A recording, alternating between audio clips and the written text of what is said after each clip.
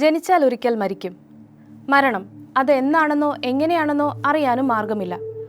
പ്രതീക്ഷകളെയും സ്വപ്നങ്ങളെയും തകർത്തെറിഞ്ഞ് കടന്നുവരുന്ന രംഗബോധമില്ലാത്ത കലാകാരൻ എന്നൊക്കെ പറഞ്ഞു കേട്ടിട്ടില്ലേ? അതുപോലെ പെട്ടെന്ന് മരണം പറന്നെത്താം. ആശകളും ആശങ്കകളുമെല്ലാം ജീവിച്ചു തീർത്ത് വിശ്രമ ജീവിതത്തിന്റെ ഏകാന്തതയിൽ മരണത്തെ ക്ഷണക്കത്തയച്ച് കാത്തിരിക്കുന്നവരും ഉണ്ടാവാം. ഏതായാലും മരണം അതൊരു യാഥാർത്ഥ്യമാണ്. പക്ഷേ മരിക്കാൻ മനസ്സില്ലെന്ന് പറഞ്ഞ് വാശി പിടിച്ചു നിന്ന് മരണത്തെ തോൽപ്പിക്കാനാകുമോ? മരിക്കാതിരിക്കാൻ സഹായിക്കുന്ന മരുന്നുണ്ടെങ്കിലോ? അതെ, അങ്ങനെയൊന്ന് ഉണ്ടെന്ന് തന്നെ വിചാരിക്കുക.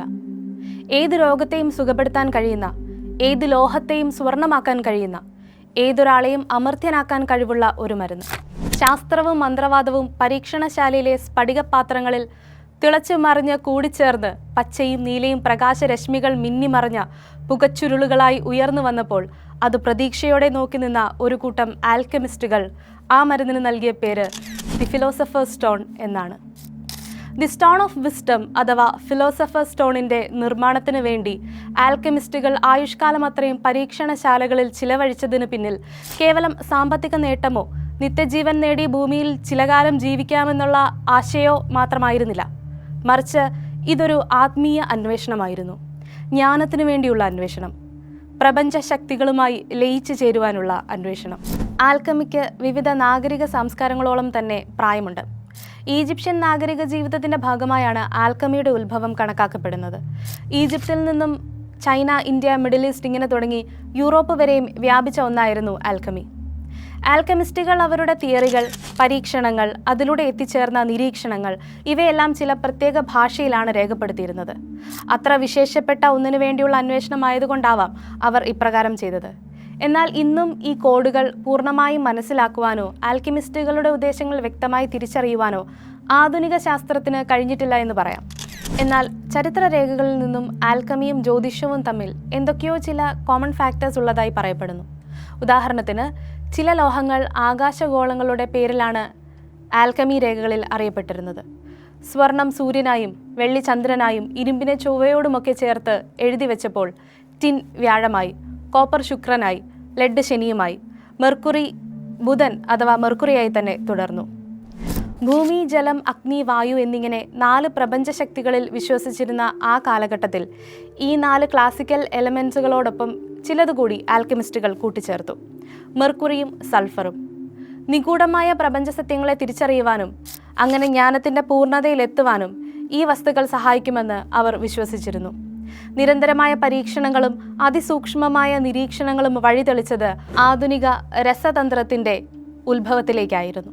ജാബിർ ഇബിൻ Hayan, Albert Magnus, Roger bacon തുടങ്ങിയ ശാസ്ത്രജ്ഞർ ആൽക്കമിയിലൂടെ ഫിലോസഫേഴ്സ് സ്റ്റോൺ ഉണ്ടാക്കിയെടുക്കാം എന്ന് വിശ്വസിച്ചിരുന്നു.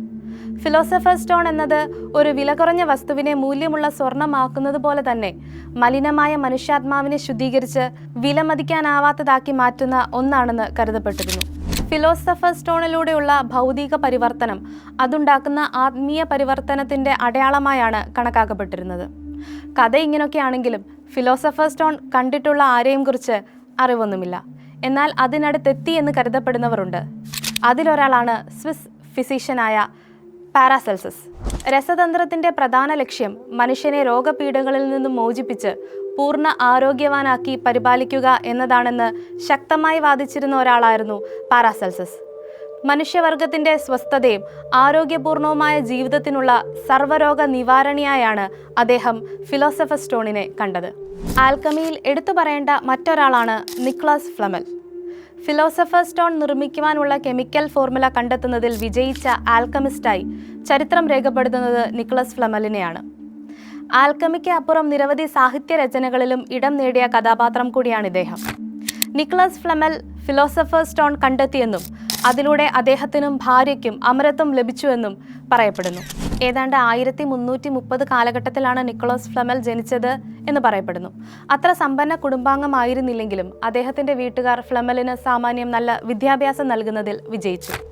അച്ചടിയൊന്നും പ്രചാരത്തിലില്ലായിരുന്ന സമയമായിരുന്നതിനാൽ കയ്യെഴുത്തു പ്രതികളെ ആശ്രയിച്ചിരുന്നവരെ സഹായിക്കുന്ന ഒരു പകർപ്പെഴുത്തുകാരൻ്റെ ജോലിയിലാണ് ഫ്ലമൽ പ്രവേശിക്കുന്നത്. ഒരു ചെറിയ മേശയും കസാരയും ഇട്ടാൽ പിന്നെ ഒന്ന് നടക്കാൻ പോലും ഇടയില്ലാത്ത ഒരു ചെറിയ മുറിയിലാണ് അദ്ദേഹം താമസിച്ചിരുന്നത്. വിവാഹശേഷം വലിയ സമ്പത്തിന്റെ ഉടമയായി മാറിയ ഫ്ലമലും ഭാര്യയും ജീവകാരുണ്യ പ്രവർത്തനങ്ങളിൽ വലിയ താല്പര്യം കാണിച്ചിരുന്ന ആൾക്കാരായിരുന്നു. എന്നാൽ ഭാര്യയുടെ മരണത്തോടെ ഒറ്റപ്പെട്ടു പോയ നിക്കോളാസ് ഫ്ലമൽ തന്റെ മരണശേഷം കല്ലറയിൽ സ്ഥാപിക്കുവാനുള്ള ടൂം സ്റ്റോൺ നേരത്തെ തന്നെ സ്വയം രൂപപ്പെടുത്തിയിരുന്നു. യേശുക്രിസ്തുവിന്റെയും വിശുദ്ധ പത്രോസിന്റെയും വിശുദ്ധ പൗലോസിന്റെയും ചിത്രങ്ങൾ കൊത്തിയിരിക്കുന്ന ആ ശില പാരീസിലെ മ്യൂസിയത്തിൽ ഇന്നും സൂക്ഷിക്കപ്പെടുന്നു. ഡാൻ ബ്രൗണിന്റെ ഡാവിഞ്ചി കോഡിലും JK റോളിംഗിന്റെ ഹാരി പോട്ടറിലും ഉൾപ്പെടെ നിരവധി സാഹിത്യകൃതികളിൽ ആൽക്കിമിസ്റ്റായ, മരണത്തെ പരാജയപ്പെടുത്തുവാൻ സഹായിക്കുന്ന ഫിലോസഫർ സ്റ്റോൺ കൈവശമുണ്ടായിരുന്ന നിക്കോളാസ് ഫ്ലമലിന് എന്തിനാണ് ഒരു കല്ലറ എന്നല്ലേ സംശയം? നിക്കോളാസ് ഫ്ലമൽ ഒരിക്കൽ തനിക്ക് ലഭിച്ച ഒരു ബുക്കിനെ കുറിച്ച് പറയുകയുണ്ടായി. അബ്രഹാം എന്നൊരു യഹൂദന്റെ പുസ്തകമായിരുന്നു അത്. പ്രത്യേക കോഡ് ഭാഷയിലും ചിത്രങ്ങളിലുമായാണ് അത് എഴുതപ്പെട്ടിരുന്നത്. അതിലെ രഹസ്യങ്ങൾ താനും ഭാര്യയും ഏറെ പണിപ്പെട്ടാണ് മനസ്സിലാക്കിയതെന്ന് അദ്ദേഹം അവകാശപ്പെടുന്നു. 1418 നിക്കോളാസ് ഫ്ലമൽ തന്റെ 80-ാം വയസ്സിൽ മരണപ്പെട്ടു. എന്നാൽ പറയത്തക്ക പാരമ്പര്യ സമ്പത്തൊന്നും ഇല്ലാതിരുന്ന ഫ്ലമൽ പെട്ടെന്ന് സമ്പന്നനായി മാറിയതിന്റെ പിന്നിൽ ആ ജൂതൻ നൽകിയ പുസ്തകത്തിലെ രഹസ്യങ്ങളായിരുന്നുവെന്ന് ചർച്ചകൾ അപ്പോഴേക്കും ചൂടുപിടിച്ചു. ഫിലോസഫർ സ്റ്റോൺ ഉപയോഗിച്ച് ലോഹങ്ങളെ സ്വർണമാക്കിയതാവാം. മരണശേഷവും ഫ്ലമലിനെ കണ്ടതായി ചില ആൽക്കെമിസ്റ്റുകൾ അങ്ങിങ്ങായി പറഞ്ഞു പരത്താൻ തുടങ്ങി. എന്തിനേറെ പറയുന്നു, അടക്കം ചെയ്തിരുന്ന സ്ഥലത്ത് നിക്കോളാസ് ഫ്ലമലിന്റെ പൊടി പോലും കാണാനില്ലായിരുന്നു എന്നുകൂടി പ്രചരിപ്പിക്കപ്പെട്ടപ്പോൾ നിത്യജീവന്റെ അമൃത് കണ്ടെത്തിയ ഒരു തികഞ്ഞ ആൽക്കിമിസ്റ്റായി നിക്കോളാസ് ഫ്ലമൽ ചരിത്രത്തിൽ സ്ഥാനം പിടിച്ചു. 17-ാം നൂറ്റാണ്ട് ജ്ഞാനോദയത്തിന്റെ യുഗമായി കാലം കുറിച്ചിട്ട ഈ നൂറ്റാണ്ടിൽ ആൽക്കമിയും രൂപാന്തരപ്പെട്ടു.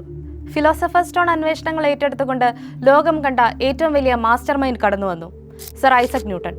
ചലന നിയമവും ഗുരുത്വാകർഷണവുമൊക്കെ വിപ്ലവകരമായ ചർച്ചകൾക്ക് വഴിയൊരുക്കിക്കൊണ്ടിരുന്നപ്പോഴും ന്യൂട്ടന്റെ മനസ്സിൽ ആൽക്കമി ഒരു സമസ്യയായി തുടർന്നു.